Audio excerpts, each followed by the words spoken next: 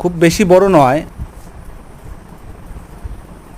তবে কেজি খানিক তো হবেই।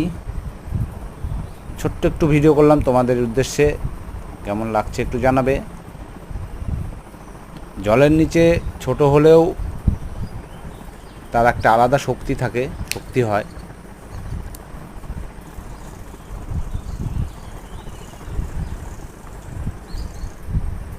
আর মাছ মারাটা আমার খুব ভালো লাগে, তাই মাছ ধরি। তাই মাঝে মাঝে চেষ্টা করব তোমাদেরকে একটু মাছ ধরা ভিডিও দেওয়া।